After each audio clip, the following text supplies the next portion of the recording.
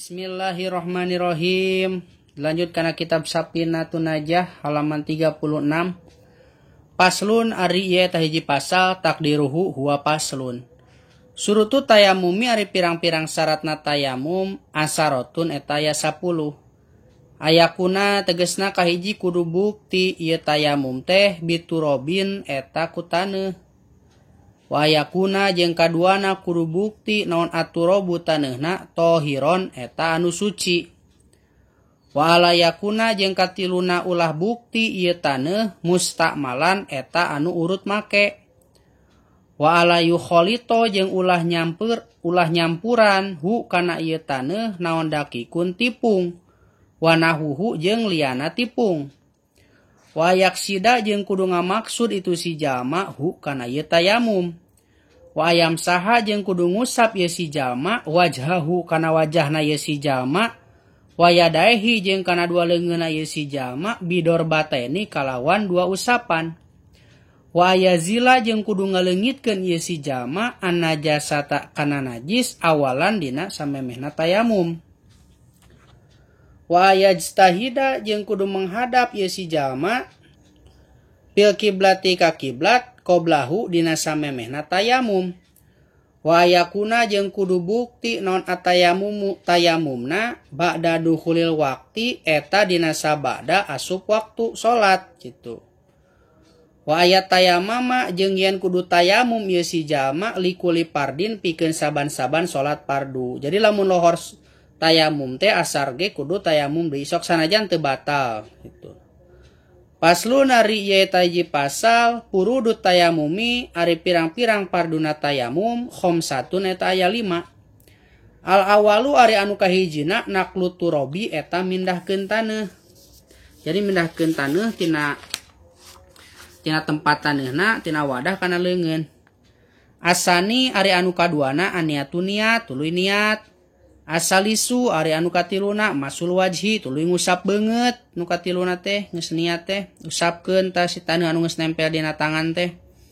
Arabiu ari anu kaopatna masul yadaini ngusap leungeun dua ila mirfaqaini nepikeun ka siku-siku tuluy antelkeun deui kana taneuh tuluy usapkeun deui kana dua leungeun nepikeun ka siku.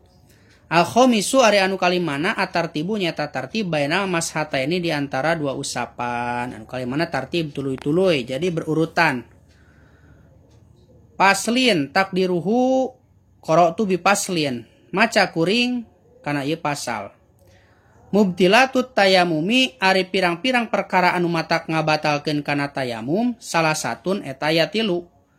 Ma tegesna kahiji perkara abatola anu ngabatalkeun ieu ma al wudu'a kana wudu. Setiap perkara anu matak ngabatalkeun kana wudu eta ngabatalkeun kana tayamum. Waridatu jeung kaduana murtad.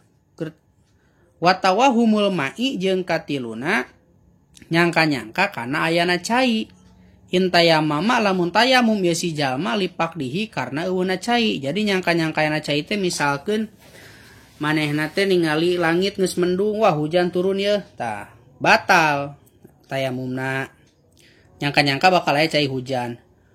Paslun ari ieu hiji pasal alladzi ari perkara yathuru anu bisa jadi suci ieu ladzi minan najasati tina pirang-pirang najis salasun eta aya 3. Jadi barang najis anu bisa jadi suci aya 3.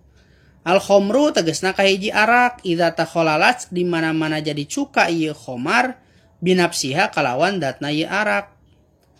Jadi kahijina arak di mana-mana jadi cuka ieu arak kalawan datna teu kacampuran ku naon-naon. Wajildul mayitati jeung kaduana kulit bangke idza dubigo di mana-mana disamak ieu kulit bangke sapertikeun mangi bangke anjing atawa bangke sapi dicokot kulitna tuluy dipoe disamak nepi ka garing dijieun kulit bedug gitu tah teu najis eta. Wa ma jeung katiluna perkara soro anu jadi ieu mah hayawanan eta hayawan. Jadi perkara anu jadi hayawan teh sapertikeun tina bangke anjing kan anjing najis bangkena ge komo najis. Setiap bangke-bangke eta najis kecuali bangke lauk jeung bangke simet nu teu najis. Di mana-mana aya bangke-bangke terus kaluar tina eta bangke teh ulat-ulat gitu tah. Eta ulatna tetap suci, teu najis. Faslun an najasatu wallahu alam bisawab.